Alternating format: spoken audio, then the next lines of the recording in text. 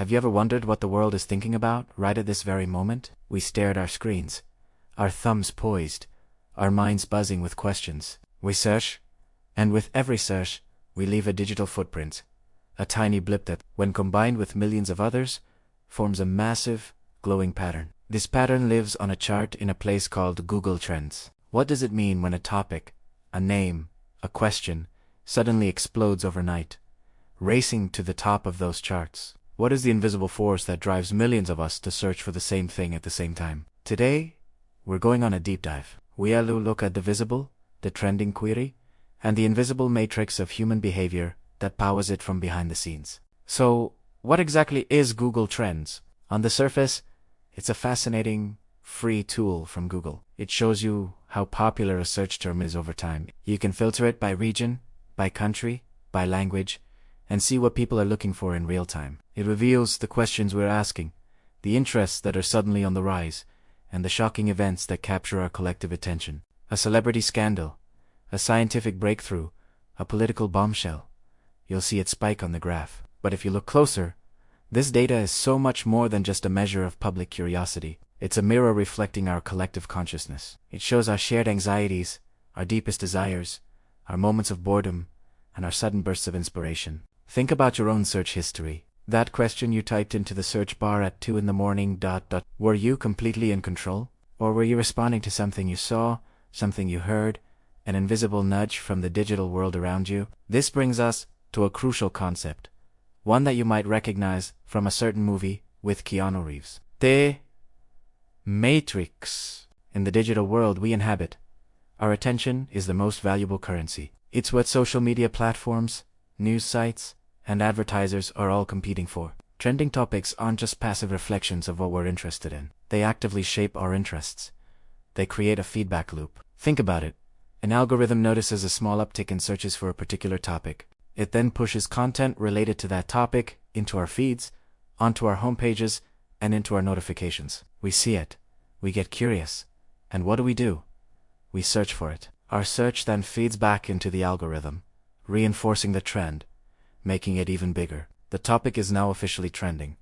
What if the Matrix isn't a science fiction fantasy about being trapped in a computer simulation? What if the Matrix is real, but it's not a pod we're floating in? What if it's the algorithms, the curated feeds, the endless notifications pinging on our phones? What if the trending topics are the very wires that plug us into this system, guiding our thoughts and emotions without us even realizing it? We live in a world where these digital patterns can, if we're not careful, become our prisons. When a new trend emerges, it often comes with a powerful emotion attached. Panic about a new health scare, joy over a sports victory, shock and outrage at a political event. And we react. It's human nature. We click, we read, we watch, we share, we comment. We repeat the cycle. We become part of the massive, synchronized pulse of the trend. But the Matrix thrives on this immediate, unthinking reaction. It's designed to keep us engaged, to keep us scrolling, to keep our attention locked in. Reflection, on the other hand, is like a power surge that breaks the current. It's the moment you stop and ask yourself, why am I seeing this? Why am I feeling this way?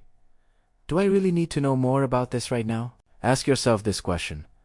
The last time you saw a major trending topic, did you search because you were genuinely curious and wanted to understand the full context? Or did you search to confirm a feeling you already had, to find more reasons to be angry, to be happy, to be afraid? The first is an act of learning. The second is an act of reinforcing the Matrix's hold. Now, I'm not saying the solution is to unplug completely, throw your phone into a river, and go live in a cabin in the woods. Escaping the Matrix doesn't mean rejecting technology. It means becoming conscious of how it works and how it affects you. It means using these incredible tools with intention. Start using Google Trends, not as a mirror that simply reflects your own reactive mind, but as a map of the digital territory you're navigating. When you see a topic spiking, don't just jump in. Observe it. Ask yourself, who benefits from this trend? What emotions is it designed to evoke? Is this information actually relevant or important to my life? Choose your searches deliberately. Before you click on that headline or type that query, just pause. Take a single, conscious breath. This tiny moment of hesitation is your act of rebellion. It's you taking back control from the algorithm. Let the trends inform you about what the world is talking about, but don't let them define you or dictate your emotional state. These trending topics, these viral moments, they are incredibly fleeting. They will come, they will dominate our screens for a day or a week, and then they will be gone, replaced by the next big thing. But what remains is your attention. That is your power, and what you choose to do with it is one of the most important decisions you make every single day. The modern matrix is subtle. It doesn't use chains or locks to hold you. It works by convincing you that you are completely free, that every click is your own choice, that every thought is your own original idea. It hides in plain sight, and so, perhaps the greatest act of rebellion in our time isn't loud or dramatic. It's quiet. It's internal. It's the simple, powerful act of asking a question, of taking a pause, and of choosing to reflect before you react. That is how you take the red pill. Thank you so much for joining me on this journey down the rabbit hole. If this conversation sparked something in you, I'd be incredibly grateful if you'd hit that like button and subscribe to the channel for more explorations into the hidden patterns of our world. Until next time, stay curious and stay conscious.